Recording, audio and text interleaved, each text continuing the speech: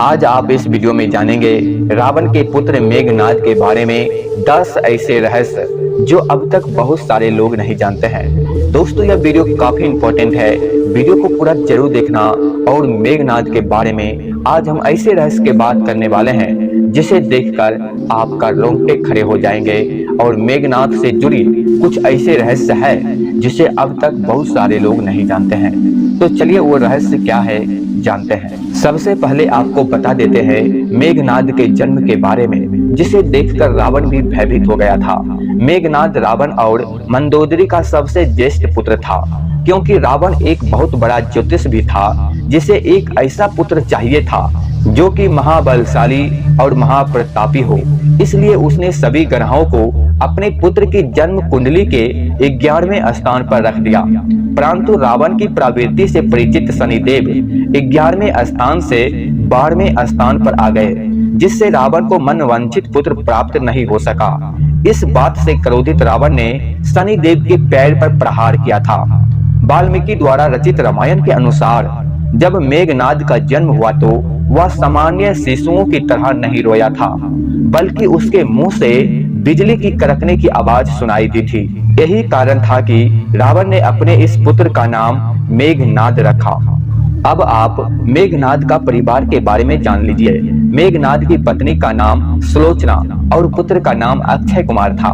हनुमान जी ने अक्षय कुमार का अशोक वाटिका में वध कर दिया था। कहते हैं कि इसकी एक और पत्नी थी जिसका नाम नागकन्हा थी, जो पाताल के राजा शेषनाग की पुत्री थी। मेघनाद अपने पिता की तरह स्वर्ग विजयी था। उसने इंद्र को पराजित कर दिया था। इंद्र को परास्त करने के कारण ही ब्रह्मा जी ने इसका नाम इंद्रजीत रखा था। मेघनाद का मूल नाम घननाद था। आपके मन में कभी न कभी यह प्रश्न जरूर उठता होगा कि आखिर मेघनाद के गुरु कौन थे। चलिए अब जानते हैं। मेघनाद ने शुक्राचार्य और साक्षात महादेव से शिक्षा प्राप्त की थी।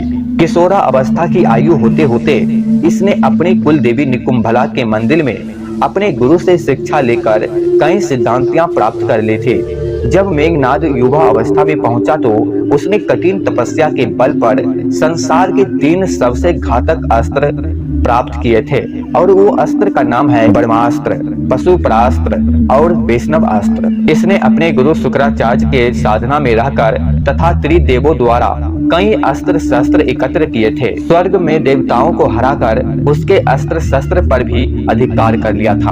आपको यह जानकर बहुत हैरानी होगा कि कुंभकर्ण के वध के बाद मेघनाद युद्ध में उतरा। पहले दिन के युद्ध में उसने सुग्रीव को पूरी सेना को हिला डाला। राम और लक्ष्मण भी उसकी मायावी शक्ति के सामने बेबस हो चले थे, क्योंकि उसने अपनी कुल देवी का यज्ञ प्रारंभ करके ही युद्ध घोषित किया था, जिसके प्रभाव से उसका रथ अदृश्य हो जाता था। मौका पाकर उसने राम और लक्ष्मण पर नागपाश का प्रयोग किया। नागपाश से मूर्छित व्यक्ति अगले दिन का सूरज नहीं देख सकता था। तब हनुमान जी ने तुरंत गरुड़ भगवान के पास गए और उन्हें लेकर आए। गरुड़ को देख नाग भयभीत हो गया तथा उसने राम तथा लक्ष्मण को मुक्त करा दिया तथा उसकी मूर्छा टूटी। अगले दिन मेघनाद ने अपने शक्ति बाण से लक्ष्मण जी को मूर्छित कर दिया। तब लक्ष्मण के प्राण को बचाने के लिए हनुमान जी लंका से सुसैन वेद को उठा लाए। वेद ने हनुमान को उपाय बताते हुए संजीवनी बूटी लाने के लिए कहा। उस संजीवनी बूटी से ही लक्ष्मण की जान बच गई। तो दोस्तों, आप जान गए होंगे कि मेघनाद कितना बड़ा शक्तिशाली था।